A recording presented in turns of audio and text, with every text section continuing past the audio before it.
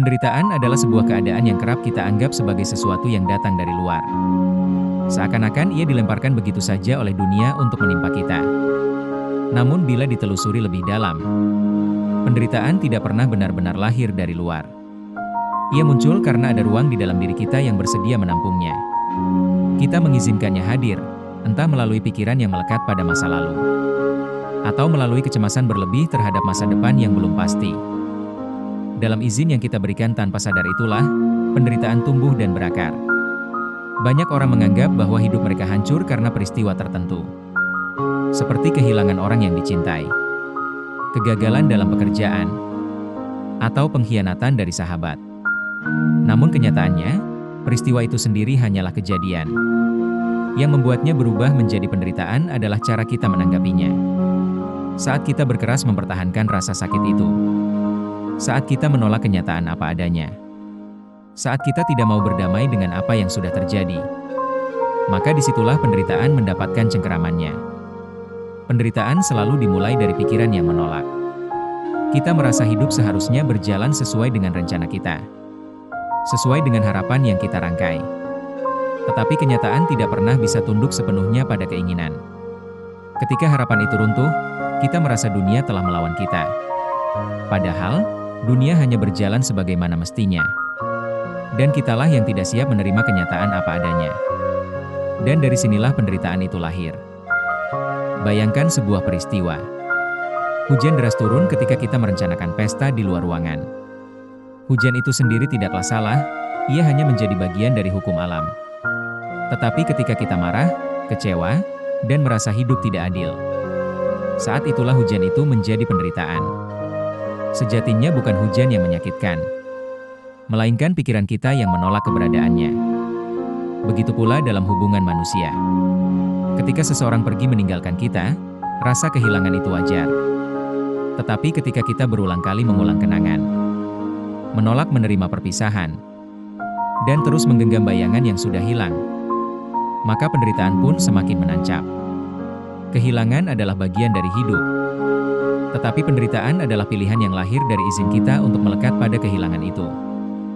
Kita sering lupa bahwa segala sesuatu di dunia ini bersifat sementara. Tidak ada yang abadi. Tubuh, harta, bahkan orang-orang yang kita cintai. Tetapi hati kita menolak menerima ketidakkekalan itu. Kita ingin yang kita cintai tetap bersama selamanya. Kita ingin kesuksesan bertahan tanpa akhir. Kita ingin semua berjalan sesuai keinginan. Penolakan terhadap sifat sementara itulah yang membuat kita menderita. Penderitaan juga lahir dari keterikatan. Semakin kita melekat pada sesuatu hal, entah itu harta, jabatan, hubungan, atau bahkan identitas diri, semakin besar kemungkinan kita terluka ketika hal itu berubah atau hilang. Dunia akan selalu berubah. Dan ketika kita mencoba menghentikan arus perubahan, kita seperti orang yang melawan ombak dengan tangan kosong. Kita lupa, kita bisa memilih untuk berenang mengikuti arus. Ada kalanya penderitaan terasa begitu nyata, hingga seolah-olah kita tidak punya kuasa atasnya. Tetapi bila kita menyelam lebih dalam ke dalam batin, kita akan menemukan satu hal sederhana, bahwa penderitaan bertahan hanya karena kita terus memberinya makanan. Dan makanan itu adalah pikiran yang melekat, perasaan yang enggan dilepas, serta cerita lama yang kita putar tanpa henti. Tanpa semua itu, penderitaan perlahan akan kelaparan dan lenyap. Kita adalah tuan dari rumah batin kita. Jika kita tidak ingin penderitaan tinggal, kita bisa memilih untuk tidak membukakan pintu. Tetapi seringkali, justru kita sendiri yang memanggilnya masuk. Lalu duduk bersama dengannya, bahkan menyiapkan tempat tidur yang empuk. Kita mengizinkannya hadir, seakan-akan tanpa penderitaan kita kehilangan sesuatu. Padahal yang hilang justru kebebasan kita sendiri. Menerima bukan berarti menyerah. Menerima berarti menyadari bahwa segala sesuatu terjadi sesuai dengan jalannya. Ketika kita menerima, kita tidak lagi memberi ruang bagi penderitaan untuk tumbuh. Kita mungkin tetap merasa sedih atau kecewa.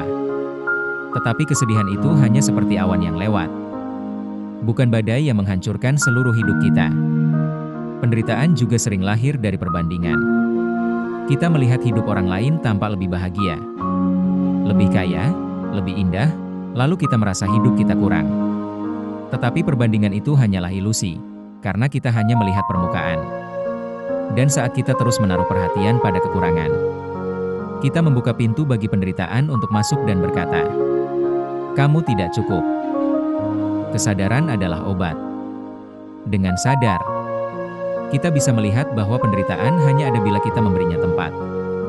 Dengan sadar, kita bisa berkata, "Aku tidak perlu lagi menyiksaku sendiri dengan pikiran ini."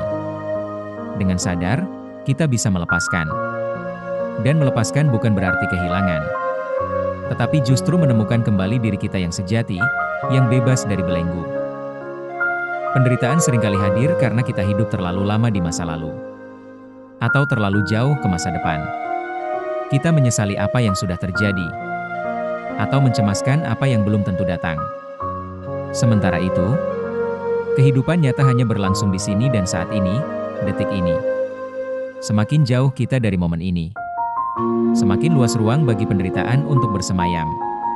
Ketika kita belajar hadir sepenuhnya di saat ini, penderitaan kehilangan kuasanya. Saat kita benar-benar menyadari napas, menyentuh kesederhanaan hidup, merasakan kehangatan cahaya matahari di kulit, atau mendengar suara alam di sekitar, kita menyadari bahwa kebahagiaan tidak pernah pergi. Yang pergi hanyalah kesadaran kita, dan yang tinggal hanyalah penderitaan yang kita izinkan. Kita sering mengira bahwa kebahagiaan datang ketika semua masalah selesai. Tetapi kenyataannya, masalah akan selalu ada. Hidup adalah aliran pengalaman yang tak pernah berhenti. Jika kita menunggu tanpa masalah untuk bisa bahagia, maka kebahagiaan tidak akan pernah datang. Rahasia kebebasan sejati adalah tidak lagi mengizinkan masalah itu berubah menjadi penderitaan. Ketika kita menolak penderitaan, justru semakin kuat ia melekat. Sama seperti ketika kita mencoba mengusir bayangan. Semakin keras kita berusaha, semakin lama ia tinggal. Tetapi ketika kita membiarkannya ada tanpa perlawanan, ia pun perlahan lenyap.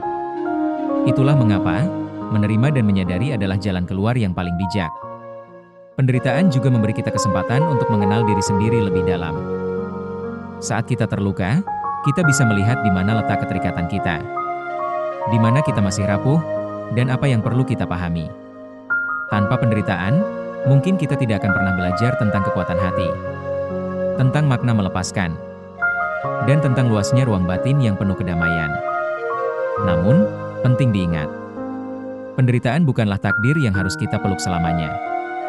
Ia hanya pilihan, dan pilihan itu ada dalam genggaman kita.